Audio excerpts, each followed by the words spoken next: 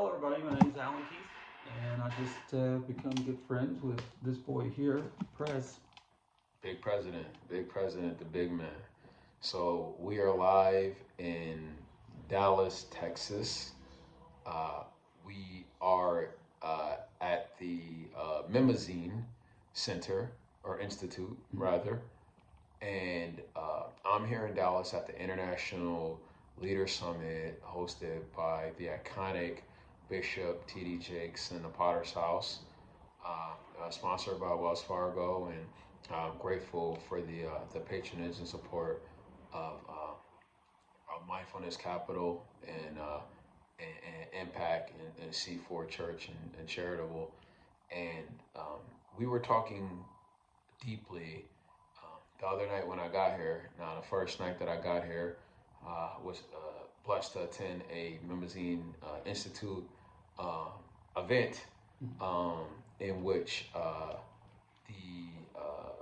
the lovely and honorable Miss Marianne Thompson Frank opened up her home, and we heard from a CEO, Mr. Keys, I believe his name is, wrote a book, Education of Freedom, who was the CEO of 7-Eleven and Blockbuster Video. And he talked a lot about impact, right? And what freedom really means, right? And so what we want to do here at C4 Church is bring in real stories that proclaim the good news, right? C4 Church is an impact driven, post religious, we could be considered a trans religious organization in that we are not stopped or beholden by religious dogma, okay? We are higher power led, driven, and focused. We are love driven and focused, and that highest source is what we lean into.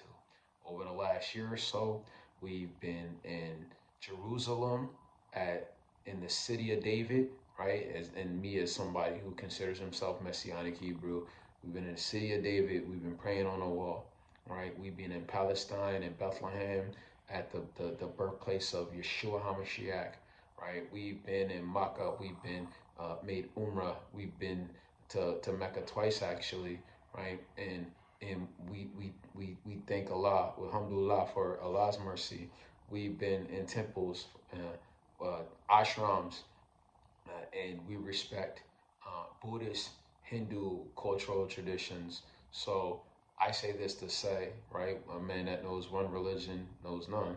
And for us, although uh, we acknowledge, and I personally espouse many Torah observing customs, I also, in some senses, see myself as Muslim. I'm practicing different other cultures, other religions, and I think that the binary nature of how religion has been presented in terms of zero sum, us against them, and the dogma uh, needs to be pushed out in favor of really real stories of love, compassion, empathy, and vulnerability that we all can relate to, but our churches and religious institutions have failed to make space for honest dialogue.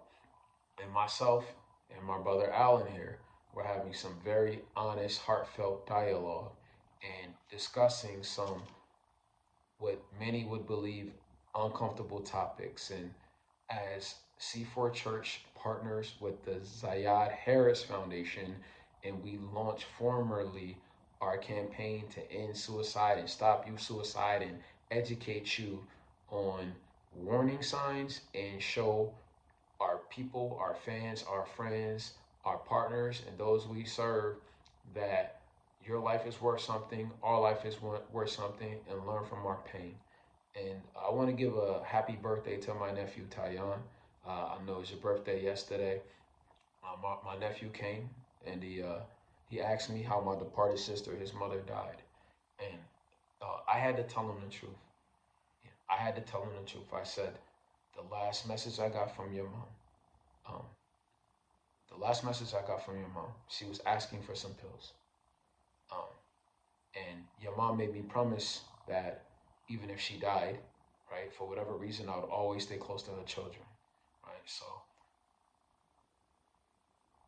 I have thought a lot about the legacy that my dad's left. I thought about um, just the pain, right, and the shame and embarrassing death. And in my earlier days, I think there was resentment. Like, how come my dad died so young, right? We're practically the same age that he is now, and I'm in a very different position by the grace of God.